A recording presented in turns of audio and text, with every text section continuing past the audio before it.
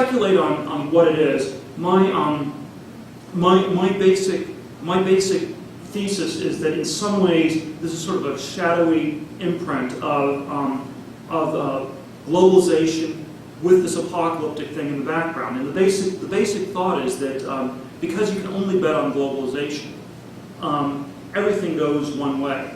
And unlike the 18th or 19th or early 20th centuries, when the alternative to globalization was just slower growth or things being not quite as good, the alternative to globalization now is absolute catastrophe. And so people end up thinking that you might as well bet on the new economy because the entire old economy is going to be destroyed. So people always say that the delusion about the internet mania reached its peak in March of 2000. But it might also be that in some sense it was a peak of clarity where people saw most clearly that in the long run the old economy, the old way of doing things would not work, and so that sort of these that in some sense you have this sort of extreme optimism that's combined with extreme despair. And I think the housing thing is again something like this, where actuarially a lot of people are approaching old age and basically effectively bankrupt, and so they figure, well, you might as well bet on housing one last time, and hopefully it works. And so you sort of have lives of quiet desperation that make themselves felt as these sort of crazy market bubbles. And I think that if you actually and I think there sort of are in some sense all sorts of clever ways people are trying to take the other side. So the example I would cite on this is somebody like Warren Buffett, who is generally thought of as the greatest investor of all time, and the branding is that he's sort of good at picking stocks that are cheap or something like that. But over the last 10, 15 years, the Buffett business has basically shifted to complicated insurance and reinsurance products, and it's basically he's basically in the business of selling insurance against global catastrophes. And it makes, you can basically sort of think about the analysis, and there's a scale of several things that happens. The first thing is nothing happens at all. You just collect your premium and you have a very profitable year. Second scenario is you have a fairly big disaster, like say 9/11. And what happened after 9/11 was all the insurance companies actually went up because even though they had to pay out a lot for 9/11, people realized they'd be able to increase the premium a lot more. So that was actually good for the insurance companies as well. Now you could imagine a worse catastrophe. Let's say a nuclear bomb goes off or something like that, and then maybe the government bails you out or something happens. And then if 10,000 nuclear bombs go off, you have a problem. But at that point, there's nobody left to collect. And so in sort of a strange way, there are sort of a lot of these things like this. And we can. Sort of the thought experiment you could frame this more quantitatively is, let's say we have a stock of a given company that it would be worth $100 if the world will be fine in 10 years or 20 years if everything will work out well. But there's only a 1 in 10 chance that things will work out. There's a 9 in 10 chance the world is going to blow up. So how much should you pay for that stock?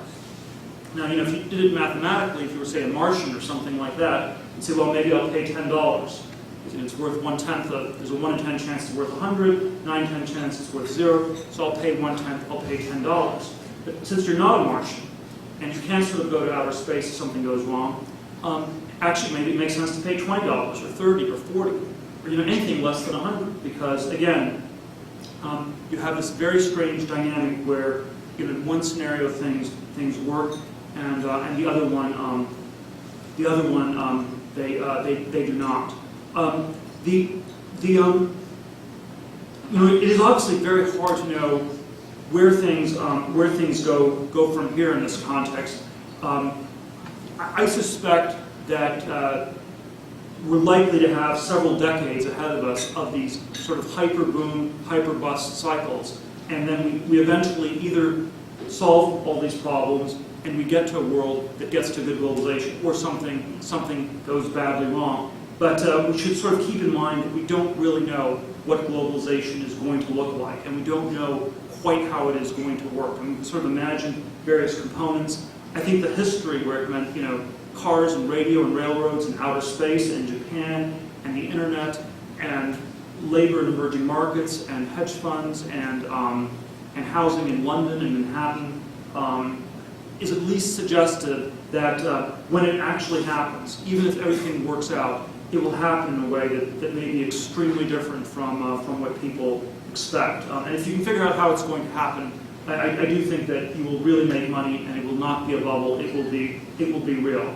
And in some sense, you can think of the last 20, 25 years where we've had these series of hyper bubbles from Japan, the internet, the current housing and finance emerging market one, as perhaps just a single gigantic boom or bubble, where it is clear that this time either globalization is going to happen or it will not. And we don't yet know if in the aggregate it is a boom or a bubble. If it turns out that it doesn't work, it will turn out that the whole thing is a bubble and everything will go to zero. But if it turns out that it is real, some version of it, I think, is likely to work out over the next few decades.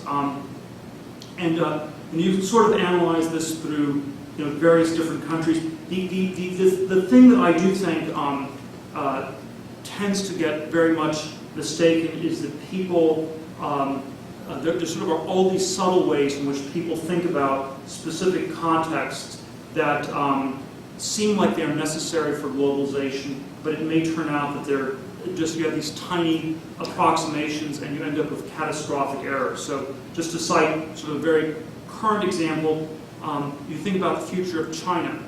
So you think, well, China has to develop, and it has to sort of develop in a relatively peaceful way for there to be good globalization. And so on a superficial level, you should just invest your money in China because there's no way that China can develop without the world doing well.